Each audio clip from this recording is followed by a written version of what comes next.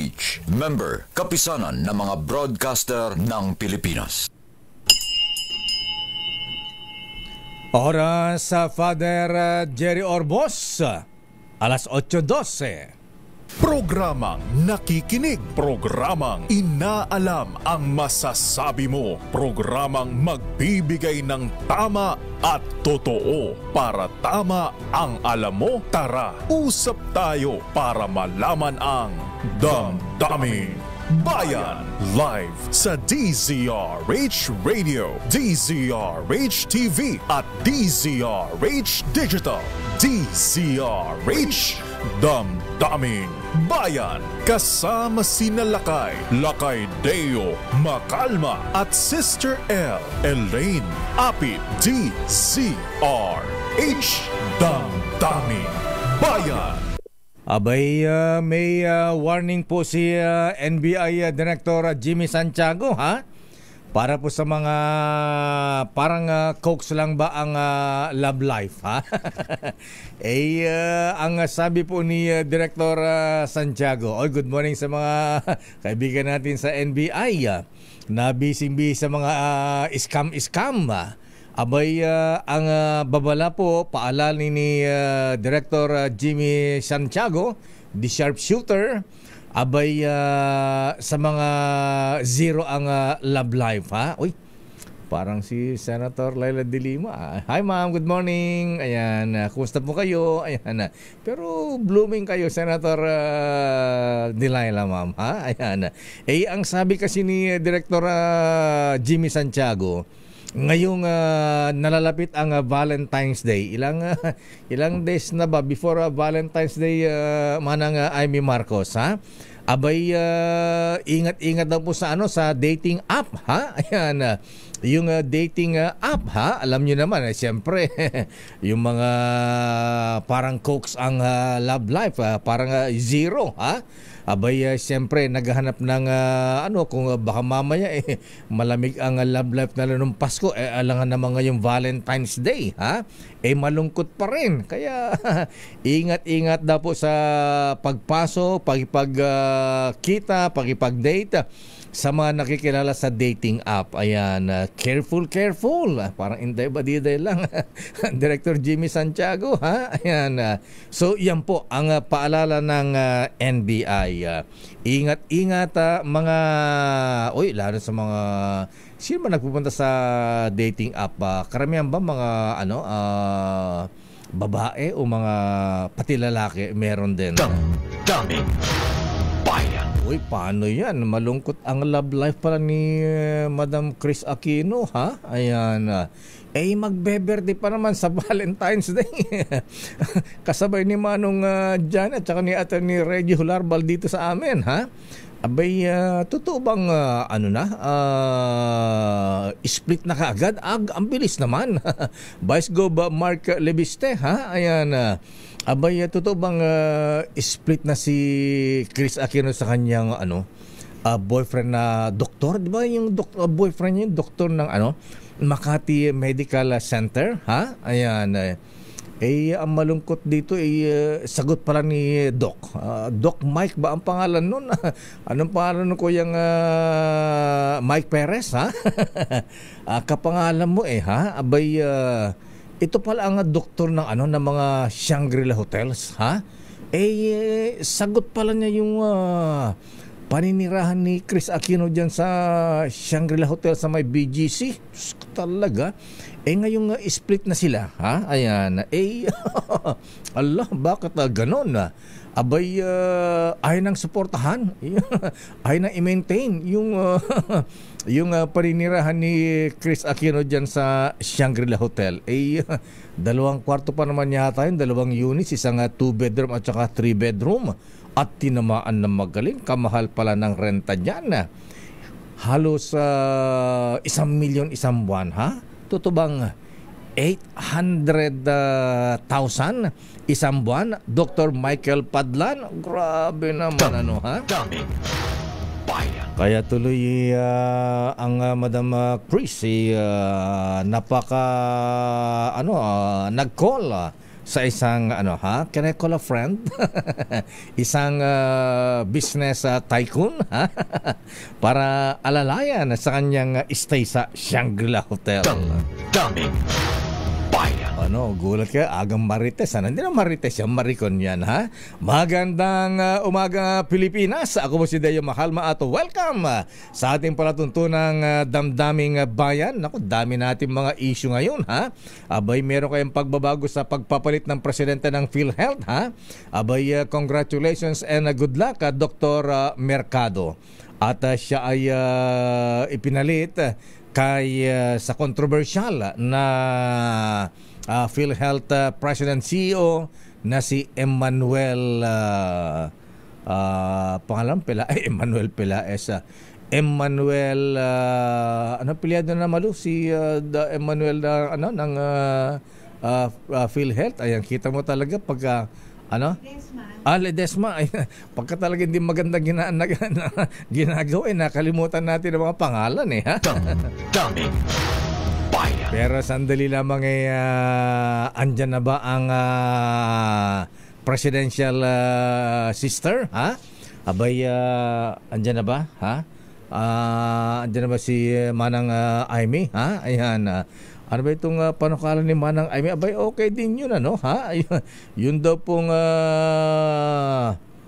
siya ba may panukalan nitong mga nag-excel sa sports, ha? Abay, pwede raw ilibing din sa libingan ng mga bayani. Aba, sa kamera pala yun. Anyway, babalikan natin ang isyong yan.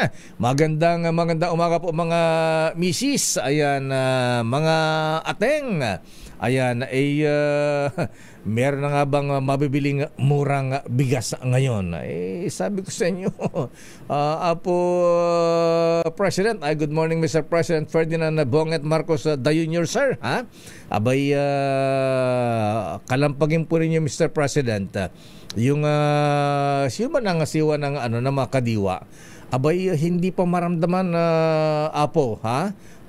Dagiti ginan ng tahanan, hindi pa maramdaman yung mga murang bilihin sa mga kadiwa centers, ha?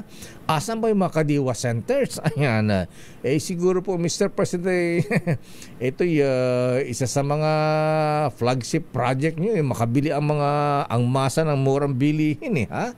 Bakit wala tayong makita ng mga ha? Wala tayong makita ng mga kadiwa para makabili ng mga murang bilihin. Damdamin Bayan. Anong inaprubahan ng Pangulong Marcos, ha? Sandali lamang o nga pala mga abay, yan ang kailangan natin na Mr. President, pagka maganda yung ginagawa ng mga bata-bata natin kailangan ng pat on the back, pat on the shoulder. Kailangan ding papurihan natin para lalo silang magsumikap sa kanilang pagtatrabaho, ha? Katulad na lamang ng mga taxmen. Ayan, yung pong mga taga Bureau of Internal Revenue, ha? Ayan, congrats BIR Commissioner Berry. Ayan, Romeo Lumagi Jr. Abay, pinuri ng presidente kahapon dahil ang galing nilang mangolekta ng buwis at may apila po ang Pangulong Marcos magbayad naman daw po ng tamang buwis.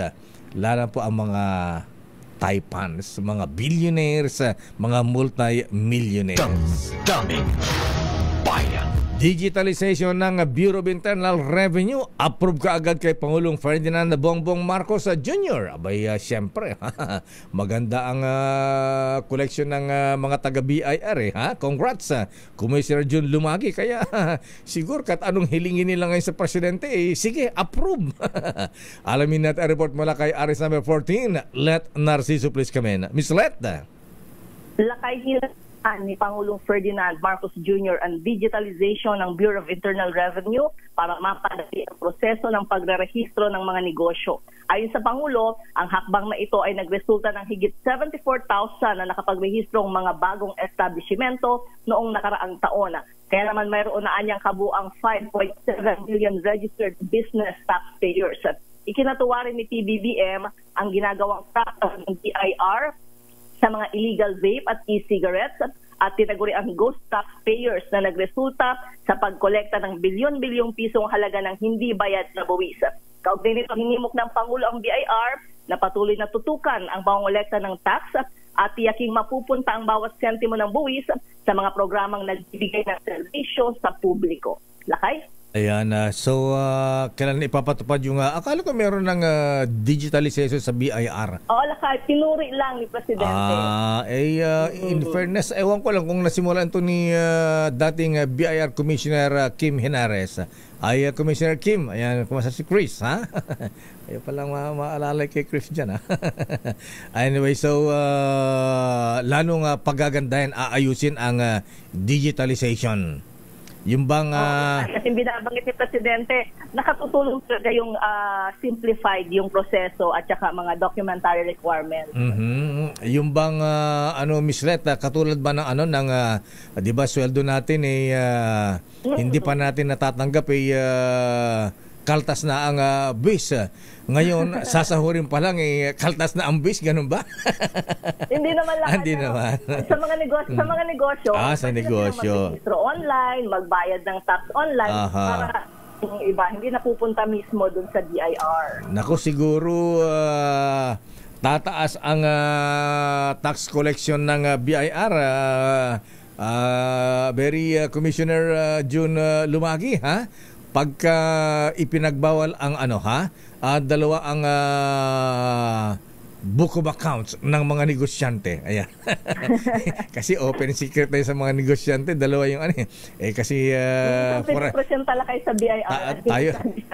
Tayo naging bookkeeper din Miss Red, kaya alam natin yung mga yung mga negosyante, dalawa ang book of accounts nila Meron tinatawag diyan na O at saka U. Ayan, alam mo yung O, ha? Oo. Yung O, official. Ayan. Yung U, unofficial. Ayan. Yung unofficial, yung record ng negosyante yan. Doon inaano yung, yun ang tama. Yung U. Ayan. Kasi doon nakikita ng negosyante, ayan, paano ba yung yung U, abay hindi covered ng BIR yan. Hindi natataksyan yan. Yung O lang, yung O official, yung ipinapakita sa BIR. Yung pagbabasehan ng buwis na babayaran nila. Ganun yan. Alam ng mga taga-BIR yan na Miss Let, ha? Ayan, oo. Alam na mga accountant yan tsaka mga bookkeeper yan. Open secret sa kanila yan. Anyway, so schedule ng Pangulong Marcos ngayong araw ng Miyerkules na pala ngayon. Miyerkules. Oo, simbang baklaran. Mabilis ng araw. Bilis ng araw. May farewell call ang Thai Ambassador si Tultray Sorata at mamayang hapon ay mayroon pang mga private meetings si Presidente. Ayan, okay. So, natuwa ba ang presidente sa sa food security emergency? Ayan, may epekto na kaya ito? Inaasahan natin mararamdaman Lakay yung magiging epekto niyan. Siguro doon lang bibigyan ng pahayag ang presidente. Okay. Kasi kadedeklara lang Lakay Sige. Teka muna.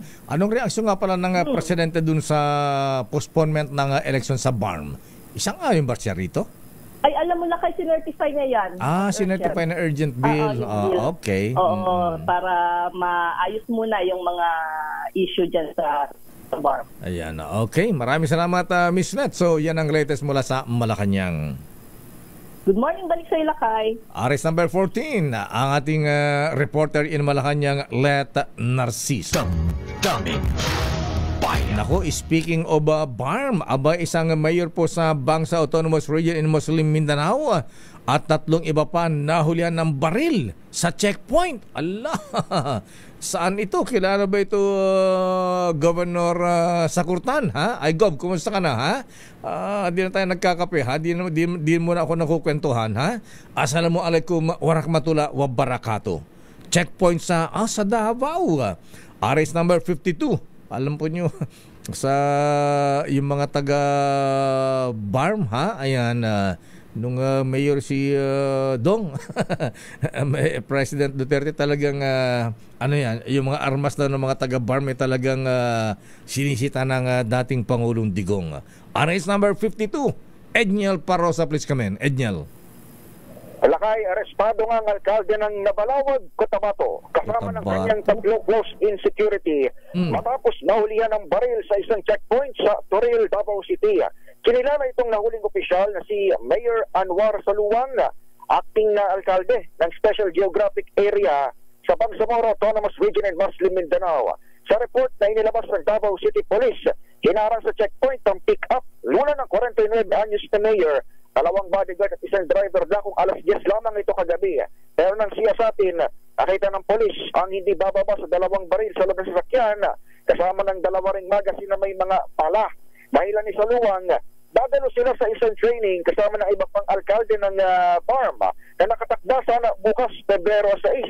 Pero wala naman silang maipakitang permit mula sa COMELEC para sa exemption sa gun ban. Dinala itong mga na-arrest at mga nakumpiskang armas sa Toril Police Station sa Davao City. Maharap sila sa kasong paglabag sa Republic Act 10591 at Omnibus Election Code. Ito sa Edniel Parro. Ilang baril, Edniel, yung nakuha dito sa mayor ng BARM?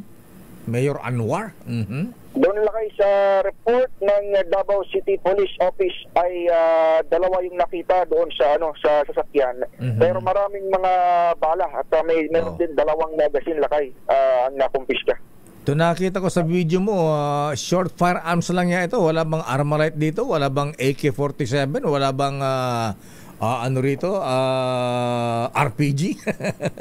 Tama lakay, mukha namang walang mga long o high power dito. Mga short lang din ito lakay naka-indicate sa picture. Pero kasi doon sa mismong spot report lakay ng Davao City Police, maging yung local police na nakahuli yung Toril, ay hindi naka-indicate lakay kung ano yung specific na caliber nitong mga ito. Pero mukhang short firearms nga lang lakay batay doon sa mga picture. Di ba sila nakikinig ng balita? Di ba nila alam na may gun ban ngayon? Oo, lakay. At the latest count, kung di ako nagkakamali, 500 plus na nga yung na-aresto. Buong bansa ito. At mamaya dito lakay sa Camp Crame kung saan tayo naroon. In 30 minutes ay haharap ang COMELEC Chairman George Garcia at PNP Chief General Marbil dahil kung di ako nagkakamali ngayon ng marker ng 100 araw lakay bago mag-eleksyon dito sa ngayong taon ito ng 2025. Ayan, May 12, 2025. Okay, maraming salamat, Edniel. Bye pa rin mula rito sa Camp Crame. Balik sa Ilakay. Damdamin Bayan. Maraming salamat, Edniel Parrosa mula sa Campo Crame. Ayan, at advance happy birthday. At congratulations kay PNP Chief General Romel Marbil. Ayan, ngayon ba i-announce yung kanyang extension?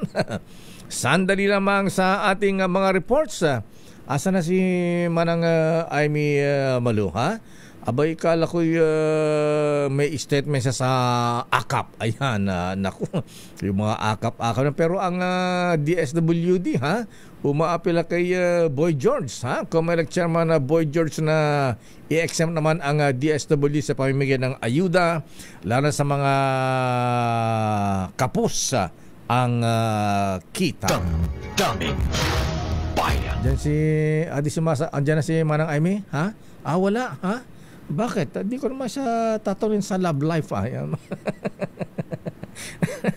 Ayan. Sige, di mamaya dito tayo. Kilalanin ang mga nagnanais maging lingkod bayan sa Bakit Ikaw? The DZRH Job Interview for 2025 Midterm Elections. Abay, sino bang interview natin sa ating Bakit Ikaw? Job interview ng DZRH. Ano bang applyan niya? Senator. Ayan. Siya pala, ha? Ayan, ang anak ni Principal. Damdamin Bayan. Oras, Chief Justice Alex Jesmundo. Nako, ang Supreme Court CJ, ha? Ang dami yung tarbaho dyan, ha? Ayan, abay, ang daming nagpapasaklolo dyan sa Supreme Court ngayon. Mga humihingi ng TRO, ha? Ayan, sino yung pinagko-comment nila? Si Apo Lucas Bersamin, Senado at Kamara tungkol sa controversial na 2025 national budget. Oras, CJ, PJ Romy Barsa, 8:31. Gaan ng Oras, Sister L. It's 8:41 at good morning Lakay at good morning sa lahat ng mga viewers, listeners natin. Diyos marhay na aga. Ayan, at meron tayong bisita ngayon. Hindi bawal mangarap ang mahirap basta't At itong bisita natin ay nangangarap na maging senador. Kaya bago natin pa isalang, Kilalanin ang mga nagnanais maging lingkod bayan sa Bakit Ikaw? The DZRH Job Interview for 2025 Midterm Elections. ayan, para hindi daw nervous itong i-interview natin, aplikante, Sister L. Bigyan mo na ng, para hindi mag-palpitate, bigyan mo na ng coffee project. Coffee project,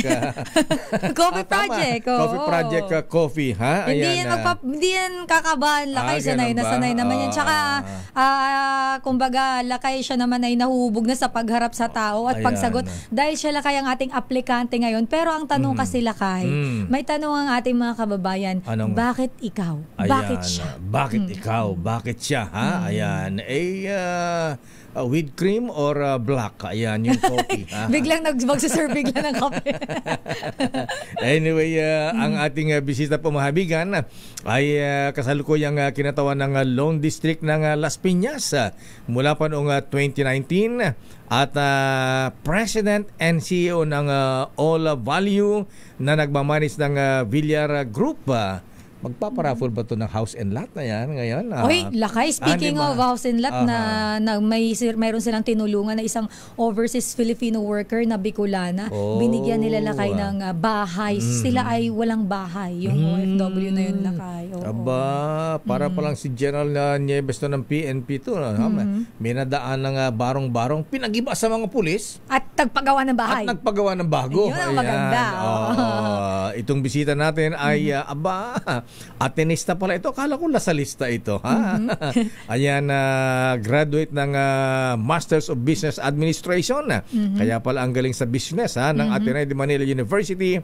At nag-aaral din sa institution de Estudios Superiores de la Express Business School sa Barcelona. Wow! At siya, Lakay, ang tinatawag natin, ang tinaguri ang the millennial leader. Ayan. Buenas Dias, Senyorita Congresswoman Senator Camille Villar, ma'am. Maganda umaga po sa inyo. Good morning po, ma'am. Ayan, okay na po. Ayan, yung green po. Ayan, parang ayan. Okay. Magandang umaga po, Lakay Deo, and of course, Sister L, magandang umaga po sa lahat ng nakikinig sa atin.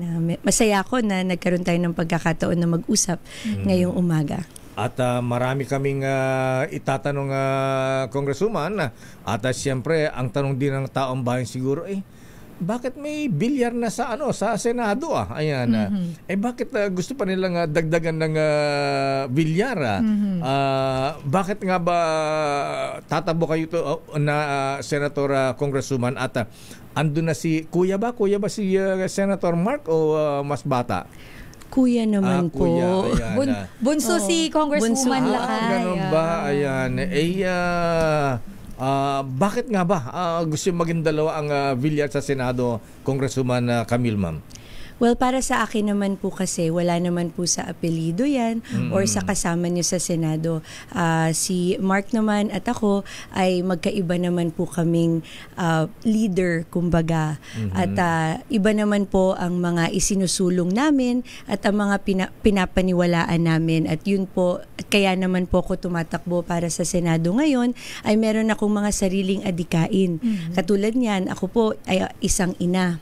At ako po ay I belong to the millennial generation. So nakikita ko po yung pangangailangan po ng henerasyon namin, yung nagiging struggles namin, at nakikita ko yung hirap ng buhay ngayon, at meron po akong nakikitang pwedeng isulong at mga solusyon sa Senado na nakahiwalay naman po at iba naman po dun sa ino-offer ng aking kapatid na si Senator Mark. Kaya, At saka si principal, yung yun po, iba rin po. Senator Cynthia Villar. Bagamat lahat naman po kami ay... Nag-graduating nga pala ngayon, ano? Yes po. At bagamat lahat naman po kami talagang naniniwala kami at talagang hangarin namin ay mas maraming trabaho at kabuhayan para sa lahat ng Pilipino. Siyempre, iba-iba naman po ang focus namin. Like ang aking ina na si Senator Cynthia ay talagang siya ay advocate ng agriculture. Siyempre, and ako naman bilang isang bata at bilang isang ina familiar naman ako sa trade and industry, ganung ways, yun naman ang direksyon ng aking mga advocacies. Kung kayo po ay papalarin, kayo ay galing sa Congress na marami na rin kayong naipasang bill doon. Ayan, at na naging co-author ng 46 bills. Ayan, merong 128 principal bills. Kung kayo po ay papalarin, maging senador din, parang si Daddy, si principal, si Mami, at saka si Kuya. Ano naman ang binabalak nyo mga panukalang batas? At ano ang komite kung papalarin kayo? Anong komite ang gusto nyong hawakan? Ngayon po hindi ko pa po naiisip ang komite kasi ang iniisip ko lang po ay sana pagpalarin tayo na magkaroon ng pagkakataon na magsilbi sa Senado.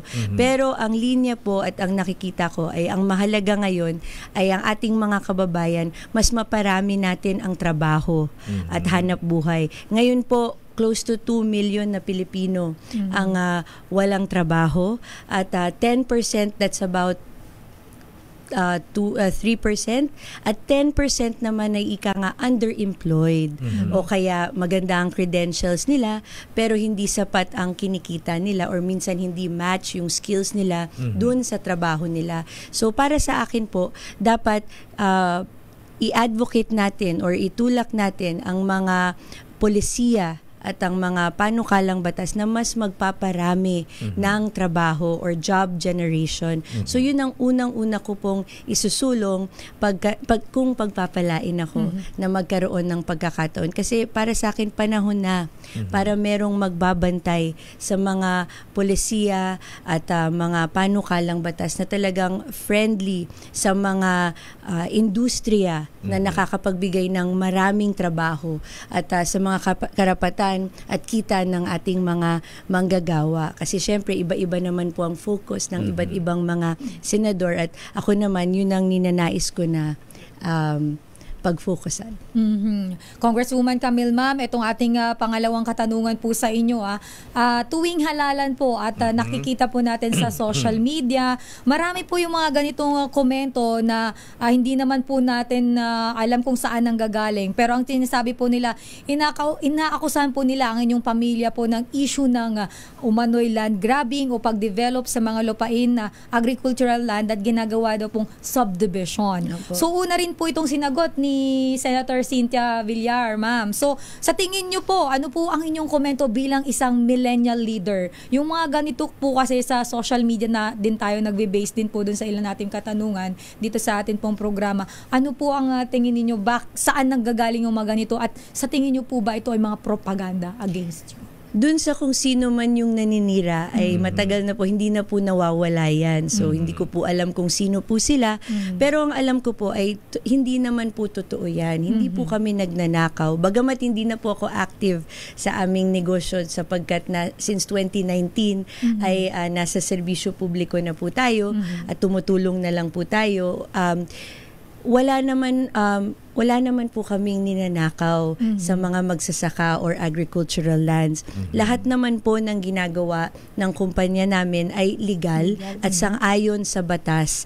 Lahat naman po ng property na aming dinidevelop or ginagawang subdivision ay duly compensated naman po at ayon sa batas ng Pilipinas at hindi po naiiba sa ginagawa ng iba't ibang mga developers dito sa Pilipinas. So, wala naman po kaming illegal na ginagawa. In fact, ang akin pong pamilya, lalo na aking mother na si Cynthia Villar, ang buong karera niya po sa Senado, maging ang aking papa din na si Senate President Manny Villar was the chairman of agriculture at one point. And they have always believed at gusto talaga nila palaguin at mapaunlarin ang sektor ng agrikultura, whether it is through training o kaya financial assistance o kaya yung pagdadala ng teknolohiya sa iba't ibang bansa or yung mga advances ngayon dito sa Pilipinas. Ang nais lang naman po natin ay talagang palaguin ang sektor ng agrikultura dahil nakakabigay yan ng maraming trabaho at instrumental yan sa ating food security. So yun lang naman ang layunin ng aming pamilya. At follow-up question lang, Congresswoman, ma'am, ano naman po yung naiisip ninyo sa tingin po ninyo batas na pwedeng isulong para po suportahan at mapangalagaan ang ating mga agricultural lands po?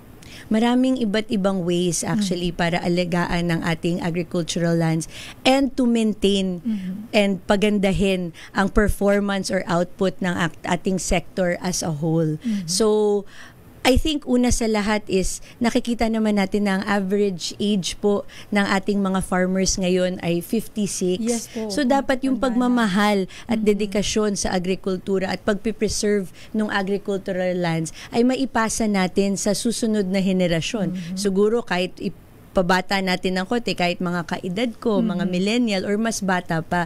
So we can do that through education and proper training. And of course, actually, meron nga pong panukalang batas ngayon na pinasa din ng aking mother na Agrarian Reform Emancipation Law, and yung nagbibigay na po tayo ng CLOA at emancipation dun sa mga magsasaka. Kanila na po, may titulo na po sila dun sa lupang sinasakahan nila. So maraming iba't ibang mga programa na maaari tayong gawin para hindi lang magkaroon ng lupang sasakahan ng ating mga farmers, kundi paano ba natin palalakihin ang kanilang output para magkaroon sila ng sapat na kita. Ayan. Congresswoman Villar, isa po ngayon ang mainit na issue ay itong deklarasyon ng Department of Agriculture sa issue ng bigas. Ayan, si Secretary Chu Laurel ay nagdeklara na ng Food Security Emergency. Ayan, para mailabas na yung mga nakaimbak na bigas ng NFA kasi yung pong panukala ng ni Principal ang yung buting ina Senator Cynthia Villar ay naging controversial po yung kanyang panukala. Ang naging batas yung RTL, Rice Tarification Law, na under sa nasabing batas ay hindi pwedeng bumili at magbenta ng bigas na ang NFA. Ngayon dito sa Food Security Emergency, kabalik na rin ngayon. Ang gustong gawin ngayon, yung mga bigas ng NFA, ibebenta na mura sa mga palengke. Ang tanong ko dito, Congresswoman Villar, ma'am, dahil controversial para nagiging sagabal ang RTL sa pagbebenta ng murang bigas ang NFA. Ano ang stand nyo rito? Gusto bang ibalik o mapanatili ang RTL na ipinasa, ginawa ng inyong buting na Senator Cynthia Villar? Ang RTL naman po sa aking pagkaalam nung siya ay nasa Senado, ayan naman po ay isang collaborated effort between the Senate, the Department of Agriculture, and all the stakeholders.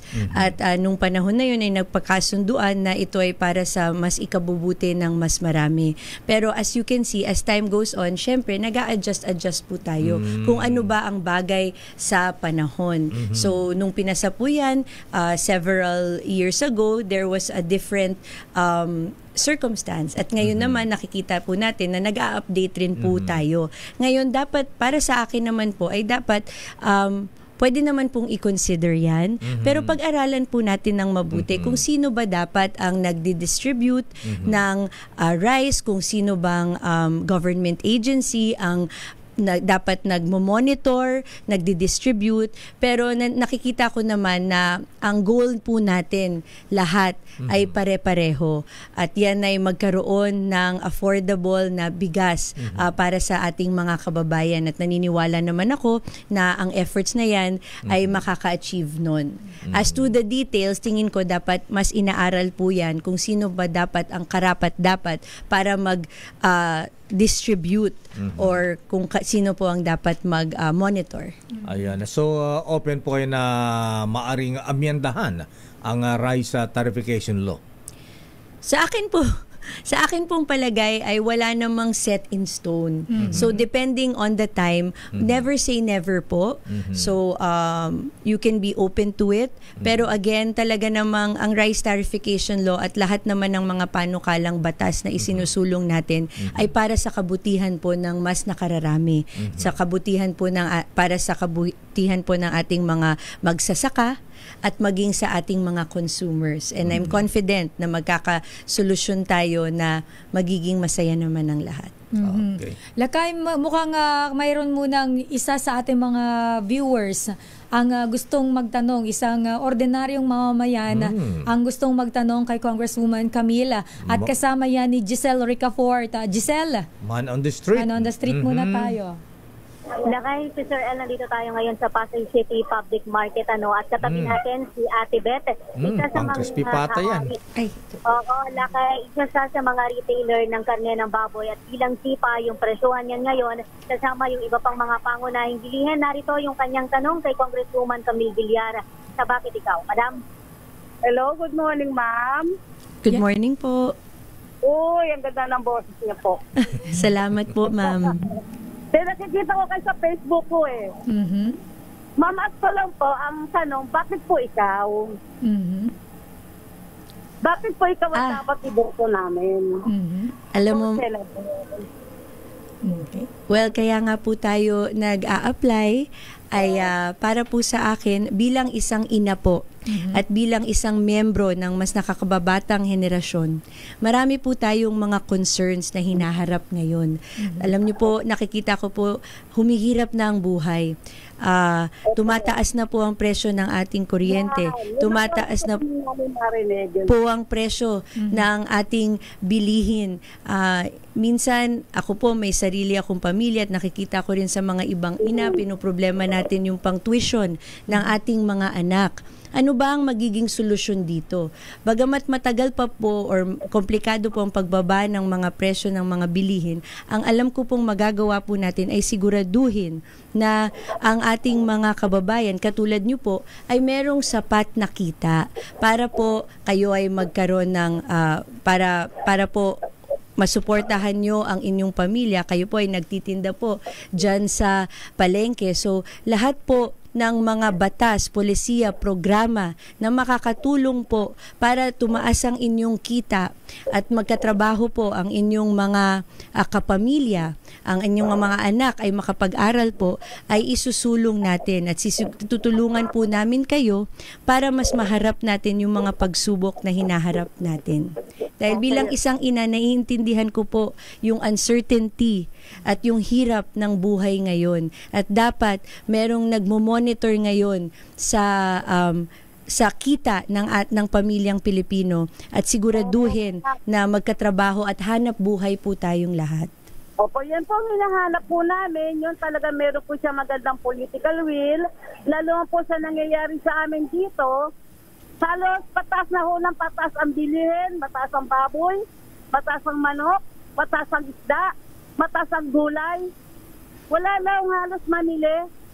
Ang lungkot na ho ng palengke. Opo. Lumalaban na lang ho kami.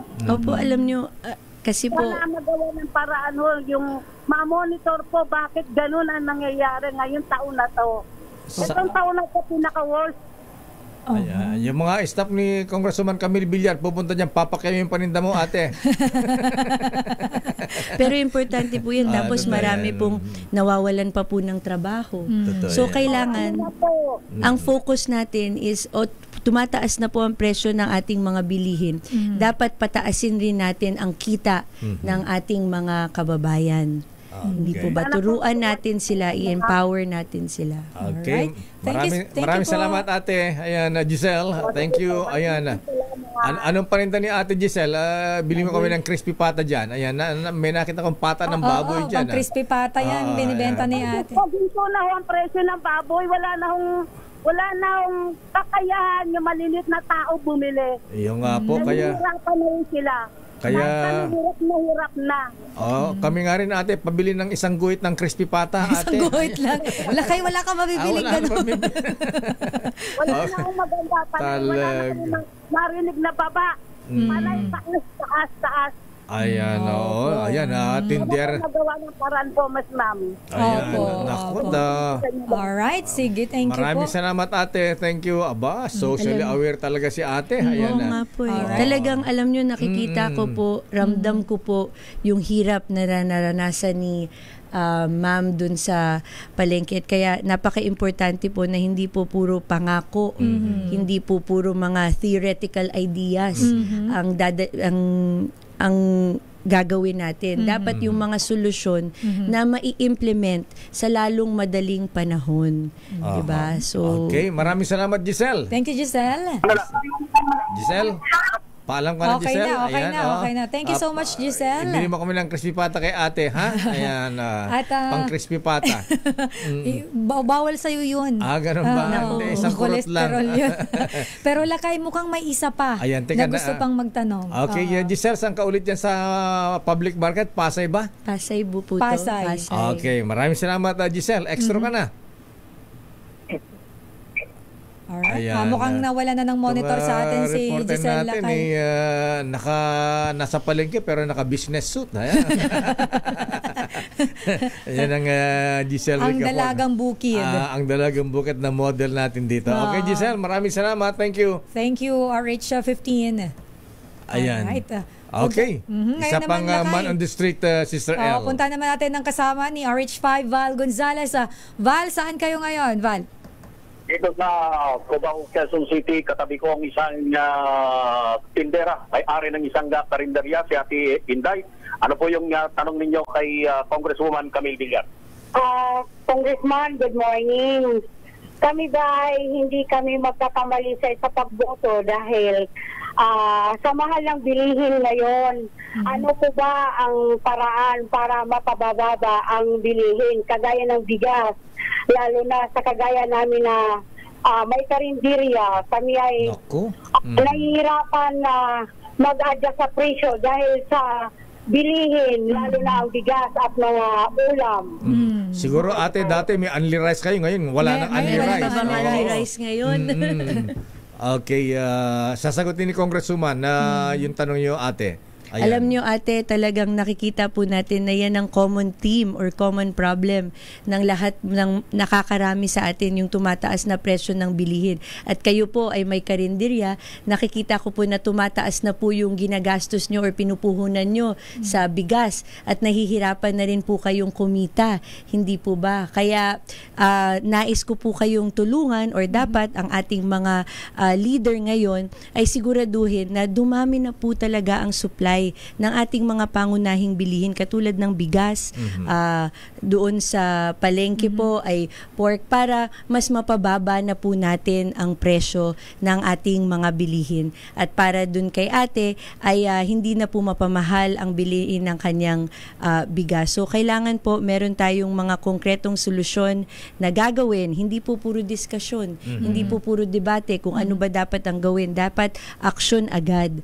Dahil ngayong taon po ito nakikita natin na nagiging napakahirap na po ng buhay at kahit sino man ang tanungin nyo, nagmamahal na po ang presyo ng mga bilihin. Kaya yan ang gagawin nating priority. We're going to ensure na dumami ang supply para mapababa ang presyo ng mga bilihin natin at para yung mga nagninegosyo katulad ni ate, may karinderya, ay sapat ang kanilang kita, hindi po sila malulugi dahil yung mga binibili nilang kasangkapan ay hindi kasing mahal.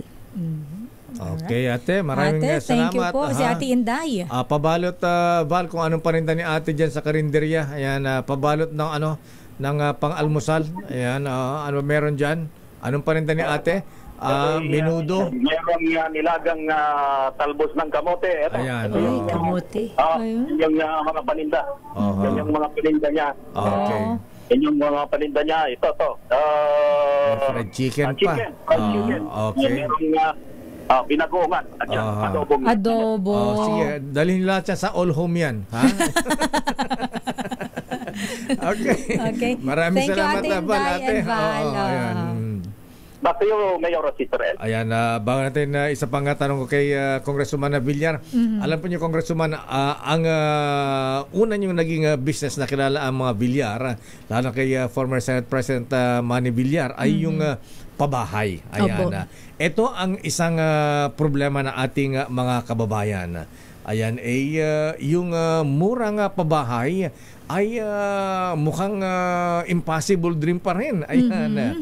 Dahil kayo po ay eksperto na kumbaga sa housing projects, ano ba ang wala ba kayong binabalak na gawin o magparoon ka na ng batas para ang mga pabahay naman talaga ay affordable sa ating mga kababayan? Kasi ngayon may mga housing project pero hindi pa rin abot kaya na ating mga kababayan. Totoo po yan. So ano ang sikreto niya sa inyong pamilya at kayo ang una nagpauso ng mass housing kung murang pabahay. Ayan, pwede bang gawin ito at pwede kayo magpasa ng batas, gumawa ng batas, panukalang batas para affordable sa mga mahirap nating kababayan ang mga pabahay? Yes, maraming paraan kung paano ma-achieve yung murang pabahay. Bagamat nagiging challenging ngayon dahil tumataas na po ang presyo ng mga raw materials natin, katulad ng construction materials, di ba?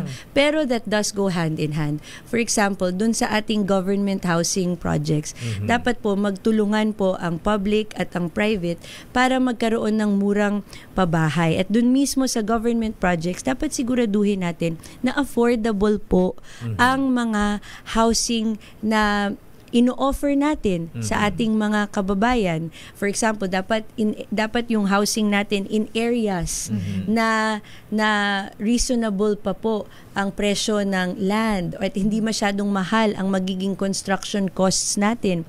Bagamat quality, hindi masyadong mahal para madaling makabili at makautang ang ating mga kababayan. Pero one of the keys kasi sa pabahay ay low interest rates. So whether kukuha tayo whether hihiram po tayo sa Pag-ibig or whether nasa private sector po tayo at gusto natin magkaroon ng bahay, ay syempre umuutang tayo. Ngayon, nagiging mahirap mag-service or mag-mortgage kapag mataas ang interest rates natin. And ngayon po, mataas po ang ating mga interest rates. So actually, yan ang isa sa mga bagay na nais kong aralin at isulong kung tayo ay pagpapalain, na paano ba natin gagawing pabababain itong mga interest rates natin. Bakit pa siya mataas ngayon?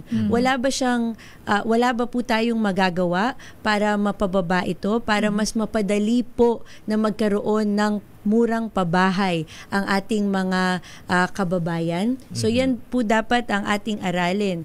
At tinitingnan din po natin kung paano natin makukontrol ang ating mga inflation rate. So actually, dapat merong tamang timpla ang ating ekonomiya. There's no one solution, and bagamat meron mga theories dati, yung mga theories na yun may not be relevant now. So, and may not be relevant to the Philippines. Baka sinusundan natin yung mga economic policies ng Estados Unidos or iba't ibang mga bansa na hindi naman mag-work para sa atin at pangangailangan natin. So, yan ang nais kong i-examine at isulong. At naniniwala ko na isa yan sa mga susi ng or isa sa mga paraan na mas maraming magkakaroon ng bahay sa ating mga countrymen. So abangan namin yan na Congresswoman Camille Villar, yung buy one take one na pabahay. Siyempre gusto natin quality. Pero ito naman, Lakay, naging controversial. Ito, usap-usapan po ngayon, Congresswoman Ma'am, yung pagsulong po nitong Senate Bill 1979. Ito po yung Prevention of Adolescent Pregnancy Act, kung saan po inuobliga ang pagtuturo ng Comprehensive Sexuality Education Program. At meron po tayong research dito, base po sa Philippine Statistics Authority noong 2022, tumaas nga po ng 35% ang teenage pregnancy mula po sa 2,320 live births noong 2021. Ito po ay lumobo sa 3,135 noon pong 2022, at ito po ay 15 years old ang pinakamababa po na nagiging ina. So kayo po ba ay pabor dito po sa panukalang ito? Alam nyo, una sa lahat, totoo na talagang totoong issue ang teen pregnancy na dapat mai-address natin. Talagang alarming na po ang pagtaas or ang incidence rate nito in the recent years. And I was, isa ako dun sa mga nakapansin yan at talagang ninanais ko na i-address yan. Ngayon, itong controversial na panukalang batas naman ito, sa aking palagay ay dapat aralin muna.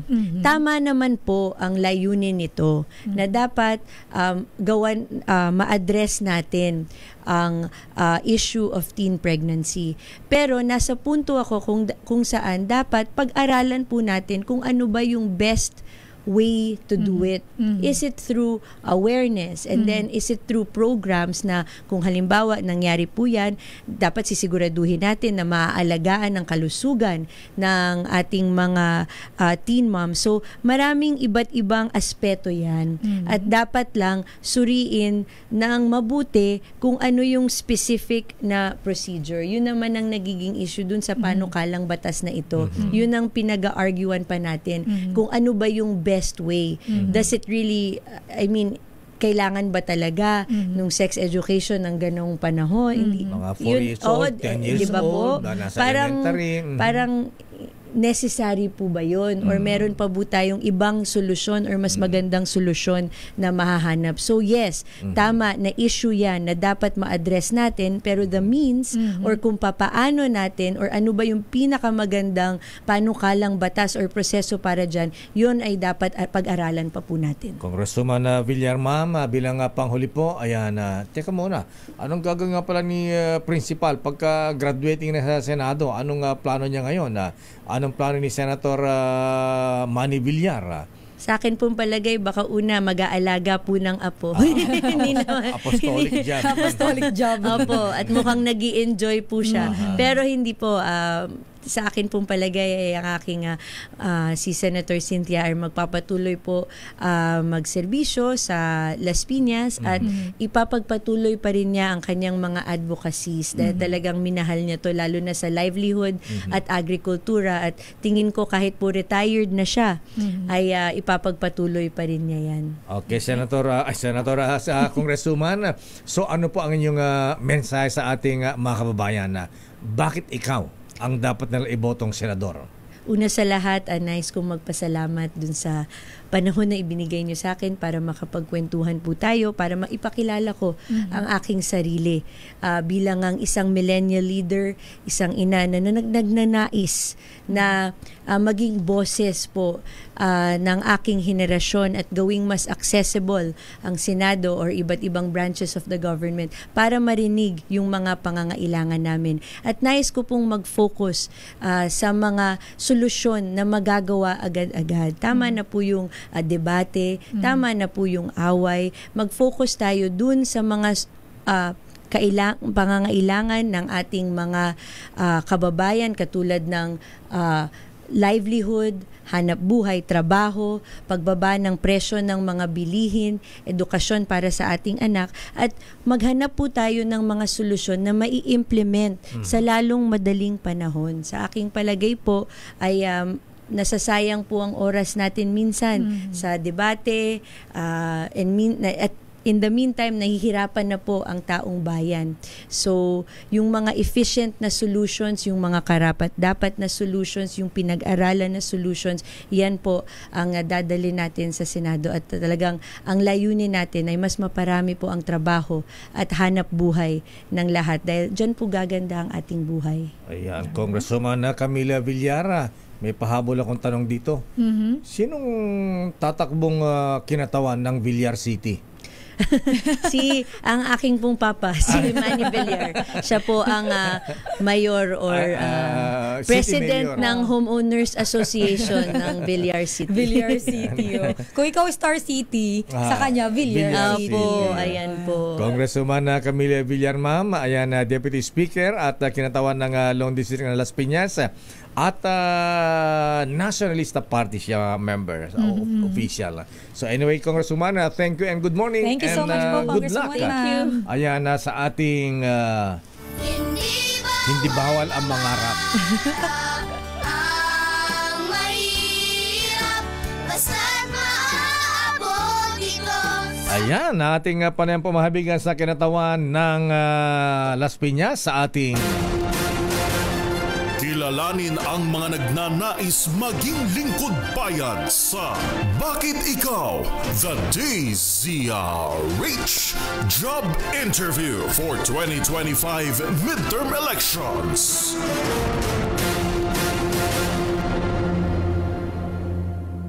Biogesic for Kids. Oras sa Sister L. It's 9:22. Standby Raymond at Paas. Ano ang latest sa Senado? Standby man ang Milky Rigonan. Abay, pabibilisin ba? Gagawin ba express ang impeachment?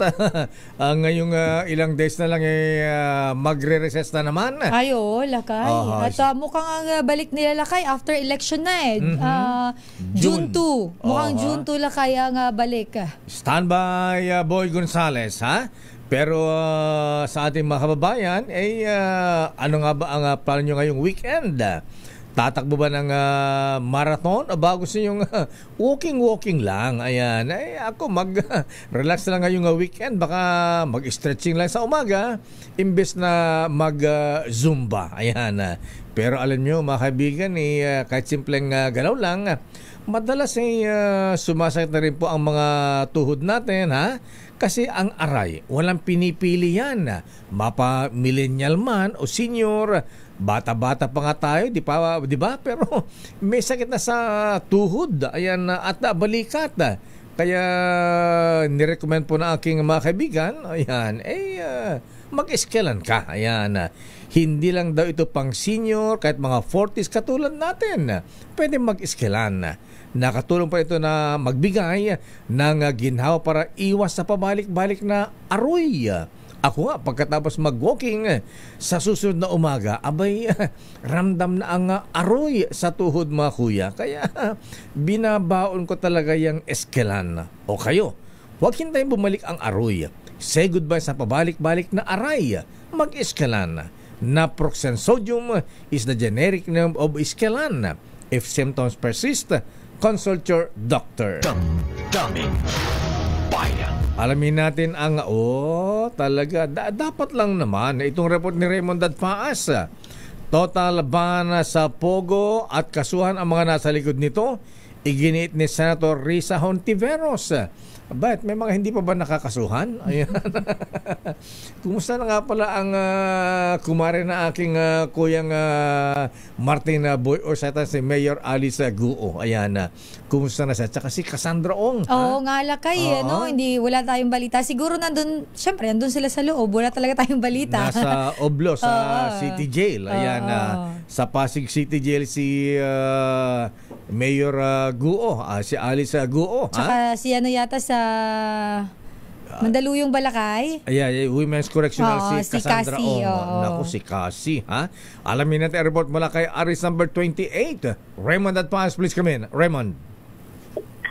Mayor at Elaine, tuloy pa rin daw ang operation ng mga Pogo. Hala? Na meron ng executive number 74 na ipinalabas ng Malacanang na dapat ang lahat ng Pogo tapos na ang operation noong December 31, 2024. Ito ang inihahad ni Senador Risa Hontiveros kasabay ng kanyang sponsorship sa plenary ng opposition sa plenary yung Senate Committee Report number 514. Ito yung resulta ng kanilang investigasyon sa halos 3 taon hinggil sa operation ng Philippine Offshore Gaming Operators dito sa ating bansa. Kaya sa kanyang paningin ay hindi pa tapos ang laban kontra sa Pogo. Kaya ilan sa kanilang mga rekomendasyon ay yung pagbalangkas ng isang batas upang tuluyan ng ipagbawal ang Pogo operations dito sa ating bansa. Ganon din yung mga online games of chance sa mga PAGCOR-operated casinos. At ganoon din yung mga integrated resorts na merong mga junket agreements. Kasuhan din yung mga local officials na sangkot gaya ni Sual Pangasinan Mayor Liseldo Dong Kalugay at kanyang mga staff na nagpapiliate doon sa counter affidavit ni Mayor Alice Go kahit na ito ay wala na sa ating bansa. Ganon din yung mga taga Bureau of Immigration na dapat ay maimbestigahan na isinasangkot sa human trafficking.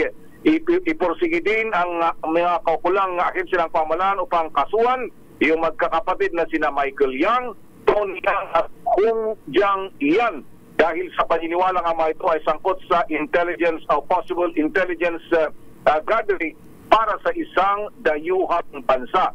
Maliban dyan ay pinasasaayos din o isa sa rekomendasyon din ng komite ay isaayos ang visa system ng ating bansa gaya ng at gayahin yung Homeland Security ng Amerika kung saan makikita lahat ng mga visa information ng sino mang nagnanais na pumasok sa ating bansa. Sa huli ay nagpasalamat si Hontiveros sa lahat ng kanyang mga kasamaan sa Senado, lalo na kay Senador Sherwin Gatchalian na kanyang nakatuwang sa mga isinagawang investigasyon hinggil sa operasyon ng Pogo sa ating bansa. Raymond. Yes, Mayor. Nagbanggit na rin ng pangalan si Senator Risa Hontiveros. Siguro wala pa siyang plano na magsumite ng mga pangalan sa DOJ na dapat sampahan ng kaso. Pwedeng itong mga ito gamitin na, Mayor, dahil normally ang ginagawa dito ay kapag mayroong ganitong resulta ng Senate Committee Report, ipinapasa doon sa mga investigating agencies ng gobyerno at kaya nga ito, isa sa kanyang rekomendasyon ay panawagan, ipursige yung investigasyon at kasuhan yung iba pang mga nabanggit na mga local officials at ganoon din ilang mga personalidad kasama na itong magkakapatid na tatlong Yang, Mayor. Okay. Maraming salamat. So anong schedule ngayon sa Senado, Raymond? Sa ngayon ay dahil ito yung huling araw. Last day na ng sesyon? Ay may mga ihahabol sila. Yes, the last day nila ngayon, Mayor. Last day ng sesyon, bago silang bakasyon para sa makapahaba. Ang nila June na, buwan na ng June, after na ng 2025 national at local election. May mga ihahabol pa na mga bicameral conference committee at may mga possible na third reading bago man lang at pagbalik nila at saka may sasayos sa huli, sa buwan na ng Hunyo, Mayor. Raymond, ikaw nag-cover din sa Kongreso, di ba? Pagkabakasyon na ganito, ang House Speaker may pabaon sa mga congressmen, ang Senate President may pabaon din ba sa mga senador pagkabakasyon? Ayun ang hindi natin alam ngayon kung paano ang sistema kasi di ba doon sa House kasi kami ang napapansin namin dati na kapag halimbawa ito last day full pack House walang gustong umabsent sa huling araw. Tsaka pila ang pasok doon sa office ni Speaker. Yun. Busy lagi yung hagdanan sa likod.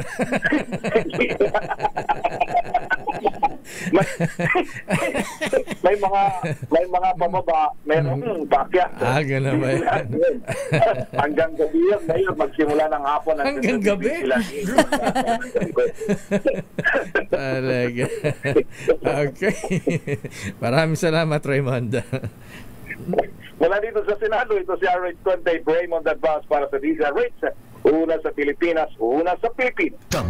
Daming bayan. Samantala, bago ang report ni Manang Milky, meron tayong flash report, Sister L. Flash Report. Flash Report! Basa, Sister L. Tulakay ang inflation rate ng bansa na natili sa 2.9% nitong January 2025. Ito ay pantay lamang po noong December 2024. Ayon po yan sa Philippine Statistics Authority. Totoo ba yan? Ba't tumataas yata ang presyo? Oo nga, no? Same, ayan, hindi naman same. Flash Report. Flash Report! Sa Kamara, ano ang latest sa Kamara Kongreso? lakay, Chinese social media warriors nagkakalat ng anti-PBBM at pro-Sara contents. Ano tawag? Chinese social media warriors lakay. Sokmed warriors. Mga Chinese yan. Yung mga galing sa Pogo ang mga yan. Alamin natin lakay kung galing nga ito sa Pogo. At sila daw lakay ay nagkakalat ng mga anti-PBBM at pro-Sara contents. Parang pang 2028 elections na ba? Ang aga, ang init Alamin natin ang detalye mula kay RH12 Milky Rigunan. Manang Milky. Sister El at Lakay, mayroon umanong coordinated network ng social media accounts ng mga Chinese nationals na aktibong nagpapakalat ng content na kontra kay Pangulong Bongbong Marcos at pabor naman kay Vice President Sara Duterte. Ito ang prinisinta ng Press 1 PH sa hearing ng TRICOM sa isinagawa ng investigasyon sa bansa na may pamagat ng foreign influence operations at foreign information manipulation and interference. Ayon kay Niceforo Valdedina III, nagpapakalat ng questionable narratives ang Chinese state media sa tensyon sa West Philippine Sea habang pinapaingay naman ang social media content na mayroong kaugnayan kay VP Sara. Sabi ni Valdedina, Marso hanggang Hunyo noong nakaraang taon nang mamonitor ang Chinese state media na aktibong nagpapakalat ng questionable mga impormasyon tungkol sa issue ng West Philippine Sea. Isa dito ang China Daily, ang pinakamalaking English language newspaper ng China, at ang media unlock Lakay ng TikTok bilang sources ng AI-generated disinformation content. Paliwanag naman ni Valdedina matapos ilathala ng Press 1 PH ang investigative stories nila sa Naturan Channel. Inulan sila ng mga negatibong komento mula sa mga Pilipino kaya nabura. Muli itong sumulpot kasunod ng pag-usbong daw ng milyong-milyong followers kahit wala namang content. At ang followers ay mula sa Spanish-speaking countries na walang interest sa West Philippine Sea. Kayang hinala na ay mga bot-generated o binilis lamang sa online growth services kay dumami ang kanilang followers. Samantalang ngayon naman Lakay at Sister L ang necro services kay Albay Representative Edsa Lagman dito sa Kamara. Dadalhin ang kanyang labi sa plenaryo para makiramay sa pagyao ng isa sa mga veteranong mambabatas ng Kongreso. Ako si Nilk Regunano Gulat para sa DZRH. Una sa ayan, yung mga ganyang trolls, ayan kasama ba dyan sa natres nga pala kasama ba dyan yung pambibiktima kay Manong Chabit? Ayan, ginamitan ng AI at ginamit ang mukha, litrato at boses ni DILG Secretary John Vic Remulla. Alam mo Lakay, Sister L, ito yung problema, di ba lumalabas itong mga AI-generated na mga videos na ang panawagan nga doon sa hearing ay dapat very informative o kaya naman na agresibo dito ang Department of Information Technology natin, the ICT. Dahil yung mga modernong mga teknolohiya ngayon mukhang hindi nila maagapan. At the same time, ang sabi nga dito, lumalawak ang disinformation campaign kasi ang ginagamit ngayon ay mga video. Kaya pag nakita mo, interesado yung mga viewers, hindi ba na napaka-iksi lamang ang content pero nandoon yung mga paninira at yung mga maliing impormasyon. Dapat ito daw ay makontrol. Marami mga traditional media Lakay ang upo. Kilala mo naman si Miss Ellen Tordesillas. Ang sabi niya nga, bilang isang vlogger, it doesn't mean you are a journalist. Kasi nga, ang mga journalist ay sumusunod sa mga tradisyonal na mga regulasyon, lalo na yung accountability kung meron kang pananagutan doon sa mga isinulat mo o ni-report mo na mga balita, unlike yung mga vloggers. So ang matinding problema dito Lakay at Sister L sa buong mundo ay yung kasama dito yung mga AI-generated disinformation content. Ayan, malungkot. So anong gagawin daw natin? Paano ko kontrolin yan? Dapat palakasin Lakay, palakasin yung ating kampanya, fact check, lalo na doon sa ating mga kababayan na wag i-share agad yung kanilang mga napapanood at the same time ay i-check, alamin kung totoo ba yung natura mga balita. Ang sabi naman namin, habang nanood ng hearing Lakay, actually andun si Attorney Redche, bilang kinatawa naman ng kapisara na broadcaster ng Pilipinas.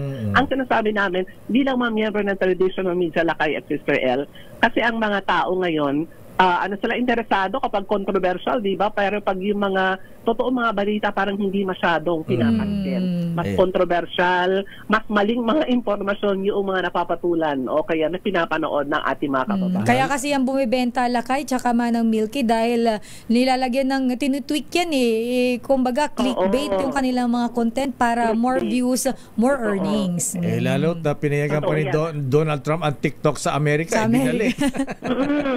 Oo. Alam mo Lakay, Sister Ella, dun sa Washington, di ba, pinagko-cover na sila sa White House. Binigyan na sila ng accreditation. Kaya yun ang medyo... Yung mga vloggers? Ngayon, pwede na. Talaga. Pwede na mag-cover sa White House ang mga vloggers at binigyan na sila ng accreditation ni President Trump na mag-cover sa loob ng White House. Ayan, okay. Tayo. Okay, maraming salamat, Manang Milky. Maraming salamat na kay Sister L. Ako si Neil Gregorio Nagulat para sa DCRH. Una sa Pilipinas, una sa Pilipino. Damdamin Bayan. Bago ang report ni Boy Gonzales Lacuna Dumagoso Bersosa, abay bati mo natin na happy birthday ito, ha? Di Sino ba, yan, ninong mo ito? Sino yan? Si Barukbok. Ay, oo nga Henry pala. Uri. Kulang-kulang na. Kulang-kulang. Ninong, happy birthday. Kulang-kulang din ito ba si Henry Uri? Kulang-kulang yan. Ha? Lakay parang sakto-sakto sa kanya eh. Ganun ba? Si Ed Yambao, ayan, happy birthday. Ayan si Elmar Pido at saka si Amancio Lara Jr. At happy birthday din kay Kuyang Fiskal, ha? Birthday mo pala ngayon, ha? Sabi ni Kuyang Attorney Orly D. Happy birthday kay Fiskal Jose Salazar at kay Judge Robert Renido ng Marinduque IBP. Kuyang Jake Maderaso, ha? Yan, happy birthday. Hello po, Sir Jake. Dating happy birthday. Boston ng News and Public Affairs ng ABS-CBN at Inquirer. Ayan. Kumusta ka na, bossing? Kuya Jake, ha? Long time no see, ha? At siyempre, eto, magpapabarik, nag-iimbita, kaya lang, ang layo naman. Napakalayo niyan lang kayo, magpapakain ng tulingan. Yes, at magpapabarik ng Emperador Double Light, si Kuyang Aman Tosino. Ayan. Happy birthday po. Binabati ng mga brethren sa JP Laurel Masonic Lads at binabati ni Kuyang Plasi Chavez at si Idol GQ Hill Kiambao. At happy birthday din kay Pastor James Leasing na hindi pa nagpaparamdam. Ayan. At happy birthday pa kay Janice Balangis mula sa Balangis family. At congratulations sa Sister L. Kanino? Kay mga brethren, ha, batiin natin ito, ha. Ayan, newly promoted bilang Brigadier General, si Kuyang Harold Anthony Pasqua. Ayan. Wow, congratulations po. Assistant Deputy Chief of Staff for Intel, AJ2. Pagbati mula kay Kuyang Judge Rodrigo Pasqua Jr.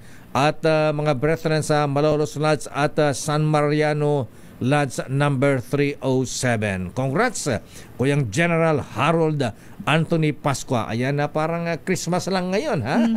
Pasqua, ha? Birthday niya, ayan, birthday nga pala niya, ha?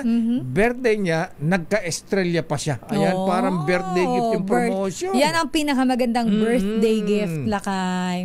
Alam mo naman ng mga militar, mga pulis, ay yan ang pinaka ultimate dream nila, ha? Yung magkaroon na estrella sa balikat. Ayan. At congratulations din sa bagong Associate Justice ng Sandigan Bayan, si Lord. Congratulations sa Justice Lord Apalisok Villanueva. Abay, nanumpa na pala ito kay CJ. Sa inyo pala nag-oath-taking CJ, ha? Justice, Chief Justice Alex Jesmundo. Ayan. At si Justice Lord Villanueva ay pinalitan niya ang nag-retire na si Justice Rafael Lagos, ang chairman ng 5th Division ng Sandigan Bayan. At happy birthday din sa mga taga-Comelec, ha? Ayan, abay magre-retire ngayon itong dalawa. Commissioner Socorro Inting at Commissioner Marlon Casquejo. Naku, Miss Let, ha? Abay, sino ba ang ipapalit ng Pangulo sa dalawang mag-retire na commissioners ng Comelec? Balikan natin ang mga reports. Batiin muna natin ng Happy Fiesta ang La Purísima Concepcion Lakay dyan sa may Santa Maria, Bulacan. At nag-iimbita raw pala si Congressman Ador Plato at si Cagerly Plato. Makipiesta raw tayo, Lakay. Palay bongga ang piyesta dyan, ha? Ayan. Maraming chicharon dyan. Hermana Mayor ba si Kong Plato? Ayan. At happy birthday din kay Tini, sino yan, Lakay? Atina, yung sa Ayun, Tenny yung kapatid ni Ramirez. Governor Daniel Fernando. Ayan. Happy birthday, Tenny Ramirez Cabral. Ayan. Si Ma'am Tenny Ramirez ng Damayang Filipino Party List. Ayan. Happy birthday po. Mga retiradong tauhan ng Philippine Coast Guard nagsagawa ng kilos protesta. Pangulong Bongbong Marcos kinalampag naman sa malaking kaltas sa pensyon na kanila daw lakay na tinatanggap. So binawasan ang kanilang mga pensyon. Ano tong kaltas na ito? RH29 Boy Gonzales. Boy. Boy G. Oh, yahoo. Yorme. Lakay dayo muling nanawagan. Lakay. Go. Lakay. Okay nga Rod. Go. Proceed. Sige boy. Lakay muling nanawagan ang mga retiradong tauhan ng Philippine Coast Guard, Pangulong Ferdinand Marcos Jr. na solusyonan ang kanilang problema kaugnay sa malaking kaltas sa halaga ng pensyon na kanilang tinatanggap. Sumugod ngayong umaga ang mga retirees sa headquarters ng PCG para ibulalas ang kanilang hinaing na 7 taon na silang nagtitiis sa nabanggit na kaltas sa kanilang monthly pension. Karamihan sa kanila ay kinakaltasan umano ng halagang 8,000, may 12,000 kung saan malaking bagay na daw ito para pandagdag sa kanilang gastusin at panggamot. Ayon kay Josefina Romero, ang representative at asawa ng isa sa mga retiree, panahon ng Duterte administration nang ipatupad ang Section 18 ng RA 9993 kung saan obligado silang kaltasan sa kanilang pensyon. Paliwanag nila, taliwas ito sa inilabas na Executive Order number 475 at 477 na nilagdaan ni dating Pangulong Pedro Ramos kung saan nakasad na walang mababago at walang mababawas sa pensyon na kanilang tinatanggap. Pakinggan natin ang representative na si Josefina Romero. Batas na ito. So pinaghahawakan namin lahat yan. Umaasa kami dahil alam mo sir, yes po ma'am. 7 taon na. 8 taon na silang binawasan. Hindi ba kayo naawa sa kanila? Magpawalang taon na ma'am. Magpawalang taon. Ngayon, ito pang masaklap para malaman ng lahat. Binawasan sila na walang proper dissemination or consultation. Yes ma'am. Hindi pinaalam. Pagdating nila sa ATM, bawas na ang pension. That's illegal. Yes, ma'am. Ala, high blood si ate. Boy G. Boy. Ayan, nawala na. Lakay, yan si Josefina Romero, ang pinaka-representative at isa sa mga retiree, asawa ng isa sa mga retiree. Ito si Boy Gonzales para sa Visa Race, una sa Pilipinas, una sa Pilipino. Maraming salamat, Boy Gonzales, Lacuna, Dumagoso, Versosa. Maraming salamat. Lakay, batiin lang natin, mabilisan naka-monitor pala siya ngayon. Sino? Ang nag-iisang Senator Lito Lapid-Lapid na nakikinig sa atin ngayon. Good morning, Sen. Ninong, nakarating na ba sa iyo ang imbitasyon ko? At kumusta mga sisig dyan? Ayan. Good morning, sisig Senator. Talaga. Good morning, Senator Lito Lapid-Lapid. Ayan, kumusta si Ricardo Dalisay? O, teka muna ha. Ayan, sandali namang Steve, Dailisan ng AirAsia. Ay, mamimigay pala ng libreng ticket to eh. Hindi, alamin natin kasi may travel tour expo ang mga travel agents ngayon. Kasama yata ang AirAsia Philippines. Malaman natin mamaya kay Steve kung may buy one take one bang ticket papuntang Japan, Hong Kong, Vietnam. Ayan, alin ba mga magandang puntahan ngayon, Steve? Na mga lugar. Yes. Mayroon din sigurado kay local destination. Siyempre. Ayan. Kasi dapat support local tourism. Oo naman. Standby, Steve Dailisan, ha? Sa iyong report. Congratulations muna sa mga brethren namin, kuyang sa Sultan Harun Al-Rashid Lukman Masonic Lanza number 406. O mga brethren, ha? Yung mga kuyang natin sa Lukman Lanza, nag-iimbita sa kanilang public installation sa Scottish Rite Temple sa Taft Avenue, Manila, February 17, alas 2 ng hapon. Incoming worshipful master Kuyang Clark Villa. Senior Warden Ibrahim Kalaw at ang kanilang Junior Warden ay si Richard Baloloy. Pagbati mula kay Kuyang Abul Makabato at Kuyang Fahad Lukman at kay Kuyang Aga Gising Lukman. Daming bayan. Oras, Sister L. It's 9:47. Ang oras ay hatid sa inyo ng Robotic Surgery Services ng Makati Medical Center. Ang balitang ito ay hatid sa inyo ng ACS Manufacturing. Biyahe Steve, ayan si Kuyang Attorney Vladimir Amir Putin Pilaes Momo. Ayan, na bumabati rin kina Attorney Jess at Ma'am Juby sa office ni Congresswoman Senator to be Camille Villar.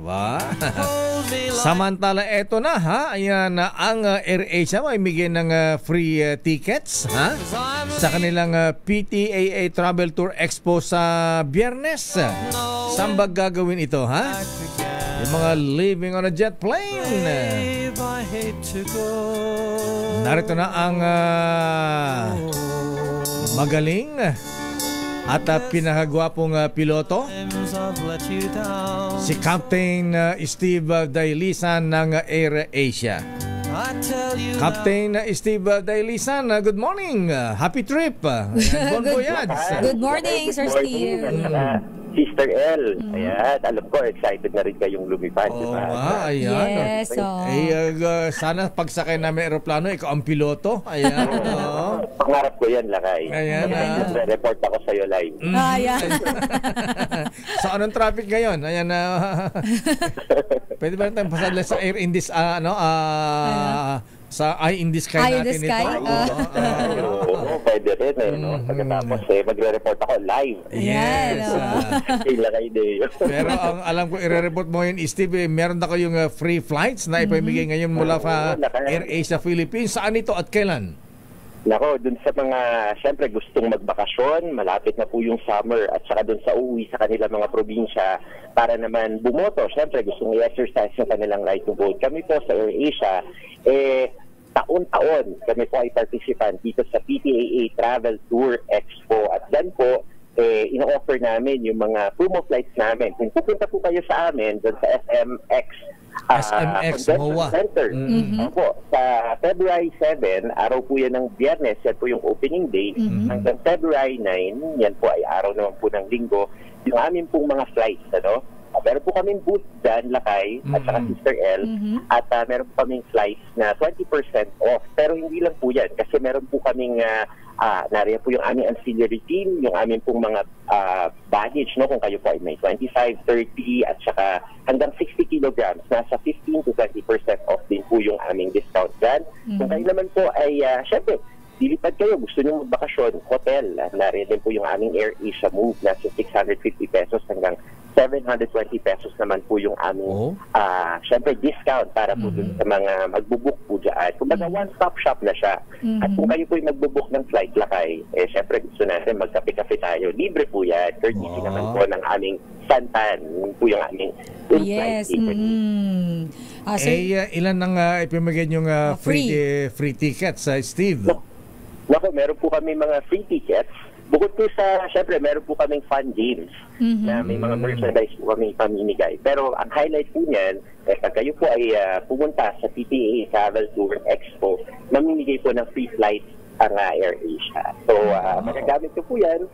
Yung aming pong travel period is from February 17 this year hanggang March 28, 2026. So, mapaplanin mo yung unang gusto, yung inyong pagbiyahe. At gusto natin magkaroon ang campaign namin this year, Lakay at saka Sister Ed, Purposeful Journeys with AirAsia. So, lahat po ng mga gustong umuwi, yung may mga gustong makapiling yung kanilang mga mahal sa buhay, ituloy yung kanilang mga negosyo, bisitahin yung mga tourist destinations. Kaya po, purposeful, yung meaning po ng ating pagbiyahe. Yan po yung aming layunin na ito pa rin ngayong 2025. Ito bang free flights domestic lang o meron ding international flights sa Steve? Sa ngayon po, meron po kami mga domestic flights na ipamimigay. Pero meron po kami na-anunsyo sa mismong araw po ng February 7 para po sa lahat ng mga Dadagsafo sa SMX Convention. So, kailangan pala pumunta ka doon para doon sa kanilang anunsyo. Malay mo, Lakay, malay mo ikaw ang pabuhay naman sa international flight, di ba? Magbo-volunteer akong piloto pag sila kayong pangarap ko yan, Captain Steve. Ako lagi sumasakay ng AirAsia, parang hindi ko natin tsempuan si Sir Steve Lakay. Pwede ba yung, pagka ikaw ang piloto, patabi muna kita, magkape ka muna, hahawak ng manibela? Pwede po tayo on ground. Autopilot naman yan, di ba? Autopilot mo, upo ka lang nyo. Sa ground lang Lakay pwede. Bawal yun pag sa airin na. Hindi naman sasabihin eh. Sir Steve, hindi naman daw sasabihin. Pero may sinasabi si Tita Malu, Sir Steve, asan daw yung free ticket? Iraraffle na yan. Yung nating birthday kanina, si Karen Villada, nag-birthday din yung aming assistant manager for external counsel, saka si Marlene Alcaide Salinas. Yung aming mga galing tula kaya, si Karen, galing PTV. Ayan, talaga. Yan, mga taga-media. Mga taga-AirAsia, ang galing-galing. Ayan, kaya ang galing-galing ng promo ng AirAsia, mga journalist, mga broadcaster. Itong mga malakas, mga ano itong mga pumiar. Sino pa ba idol namin? Nag-isa lang. Kasi Malu at Lucky dyan. Sige, pagka naisaya mo ka sa AirAsia, isasaya din kita sa Chubibo sa Star City. Pwede. Alright. May tayong dalawa. Enjoy tayong dalawa doon. At inumbitahan po namin kayo na kaya darating na po yan na February 7 hanggang 9, hanggang Linggo po, magkita-kita po tayo sa SMX. Hanggang Linggo. Hanapin nyo lang po yung booth ng AirAsia at kami po, sasalubungin namin kayo ng masasayang ngiti at syempre magagandang flight. Dates and of course yung options po para sa inyong pagbiyahe. Extra Steve. Syempre para sa kauna-unahan sa Pilipinas, ako pa rin po ang inyong kasama on air, Steve Dailisan, flying with you soon, AirAsia. Maraming salamat, thank you so much po, Dailisan. Sir Steve. Ay, sakit na lalamunan ko. Yan, sa mga gustong makamura ng kanilang mga pinaplanong travel, punta kayo sa SMX, sa MOA, simula yan sa Friday, Feb 7, hanggang Sunday, February 9. At yan ang kabo natin palatuntunang damdaming bayan. Ako po si may business report pala Lakay si Sofia. Ikaw naman, Guryo, Lotto King, ngayon mo lang pinakita. Kala ko wala na eh. Eto Lakay, sa ating business report, mabilisan lang naman ito. Ang Pagcor Lakay, nagsara ng 2 branch ng Casino Filipino. Hala? Alamin natin Lakay kung bakit. Anyari, bossing Altenco. Alamin natin Lakay sa balitang negosyo ni Sofia Gans. Sofia. Nalugi ang 2 branch ng Casino Filipino sa Talisay, Cebu at Tagum, Davao del Norte dahilan ng pagkakasara nito. Ayon sa Philippine Amusement and Gaming Corporation o PAGCOR, bahagi ito ng kanilang rationalization plan. Sinabi ni PAGCOR Chairman at CEO Alejandro Tenco na parehong nalulugi ang 2 branches sa mga nakalipas na taon at hindi na feasible na ipagpatuloy pa ang operasyon nito.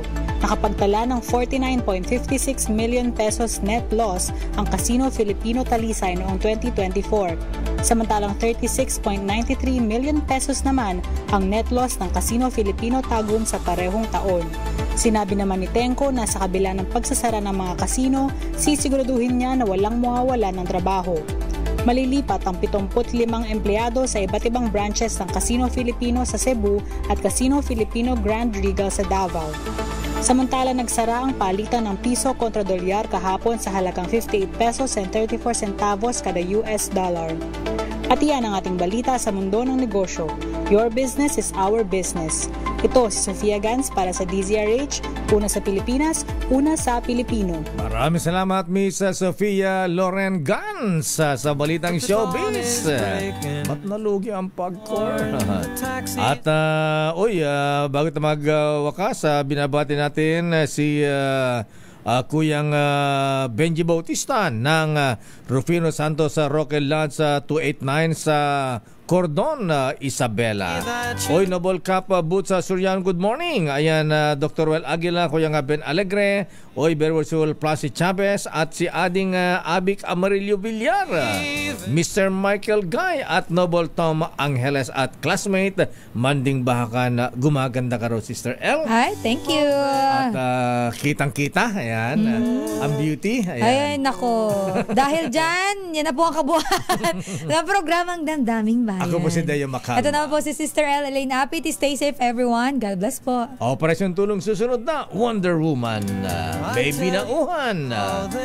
Oras, ganap na 10:10 at 3 minutos. Every place I go